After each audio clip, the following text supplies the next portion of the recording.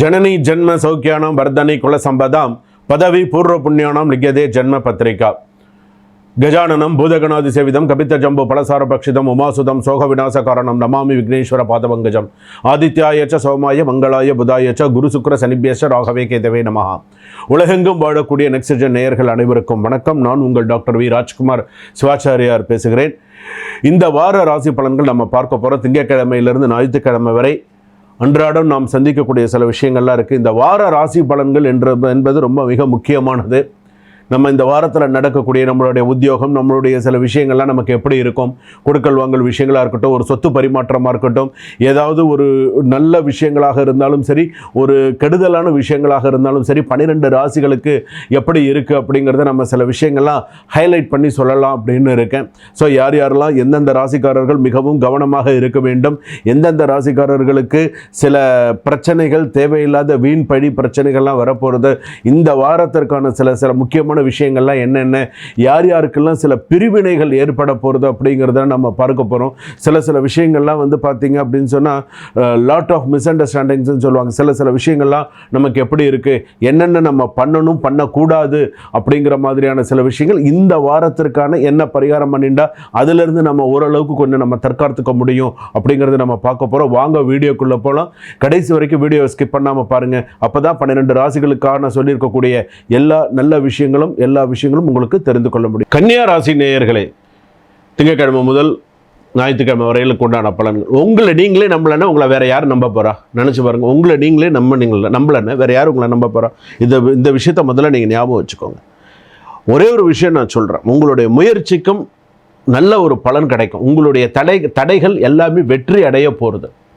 கன்னிராசி பொறுத்த அளவுக்கு நல்ல ஒரு டேர்னிங் பாயிண்ட், நிறைய ஒரு நல்ல ஒரு திருப்பு முனை வாரமாக உங்களுக்கு இந்த வாரம் உங்களுக்கு அமையும்.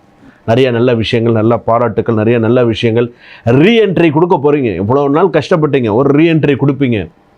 அதாவது இன்பமும் துன்பமும் கஷ்டமும் நஷ்டமும் மாறி மாறி வர்றது தான் வாழ்க்கை. எப்போதுமே ஒரே சீராக போயிட்டா அதுக்கு பேர் வாழ்க்கை இல்லை. கணவன் மனைவியாக இருந்தால் சண்டை வந்தால் தான் கணவன் மனைவி. ஒத்துமையாகவே இருந்துட்டு அதுக்கு பேர் கணவன் மனைவி இல்லை. சிறு சண்டைகள், சச்சரவுகள், திரும்ப பேசுறது, சந்தோஷமாக இருக்கிறது எல்லாமே இருந்தால்தான் கணவன் மனைவி. அதே போல் தான் எல்லாமே. அதுபோல் கன்னியாராசி பொறுத்தளவுக்கு ஒரு காலத்தில் கஷ்டப்பட்டிருக்கலாம், ஒரு நேரத்தில் கஷ்டப்பட்டிருக்கலாம், ஒரு வருஷத்தில் கஷ்டப்பட்டிருக்கலாம். ஆனால் கஷ்டமே வாழ்க்கைங்கிறது கிடையாது இல்லையா? அது மாறும். சில பேருக்கு மன உளைச்சல் அதிகமாக இருக்குது. சில பேருக்கு டில் நவ் இன்ன வரைக்கும் கல்யாணம் ஆகாத பர்சன்ஸ் எல்லாம் இருக்காங்க. இன்றைக்கு வரைக்கும் விவாகரத்து ஆகாமல், கல்யாணம் ஆகாமல் இந்த வாரத்தில் சில விஷயங்கள்லாம் ஒரு ரீஎன்ட்ரி கொடுக்க போகிறீங்கன்னா நிறைய நல்ல விஷயங்கள் உங்களுக்கு வரப்போகிறது அப்படின்னு அர்த்தம். ஒரு வீடு வாங்கலாம், ஒரு கார் வாங்கலாம், ஏதாவது ஒரு நல்ல விஷயங்கள்லாம் நடக்கிறதுக்கான ஒரு நல்ல யோகமான சில விஷயங்கள் அப்படின்னு சொல்லலாம். இதிலே வந்து பார்த்தீங்கன்னா உங்களுடைய பிளானிங் பவர் ப்ளஸ் ஃபோக்கஸ் அதிகரித்தால் நல்லது. நேர்மையான வெற்றி உங்களுக்கு என்றைக்குமே உண்டு. ரெண்டாவது வந்து பார்த்தீங்கன்னா ஸ்ட்ரெஸ்ஸு ப்ளஸ் ஓவர் திங்கிங் மட்டும் கட்டுப்படுத்த வேண்டும், இல்லைன்னா கஷ்டம். நிதிநிலை உயர்வாக இருக்கும். வேலை வியாபார நேரத்தில் ஸ்டடி க்ரோத் இருக்கும். குடும்பத்தில் நன்னா இருக்கும். ஸ்டூடெண்ட்ஸுக்கெல்லாம் நல்ல ஒரு காலமாக அமையும். ஆணாக இருந்தாலும் மாணவிகளுக்கு நல்ல காலமாக அமையும். அதே போல் ஒரு அன்சிட்டி, நர்வஸ், டென்ஷன், சில விஷயங்கள் பயம், நடுக்கம், சில விஷயங்கள் இருக்கும் மனசில். என்னடா இது இப்படி நடக்குமா, ஒரு பயம் இருக்கும். பயம் இல்லாமல் இருக்கும், ஒரு சின்ன ஒரு பயம் இருக்கும். ஆனால் பயமே வாழ்க்கை இல்லை, கவலைப்படாதீங்க. ஸ்டொமக் இஷ்யூ இருக்குது. அதே போல் வந்து பார்த்திங்கன்னா ஸ்லீப்லெஸ்னஸ் அப்படின்னு சொல்லுவாங்க, தூக்கம் ரொம்ப குறைவு அப்படின்னு சொல்லலாம். அதே போல் ஒர்க் லோடு அதிகமாக இருக்கும். ஆனால் நீங்கள் ஷைன் பண்ணுவீங்க.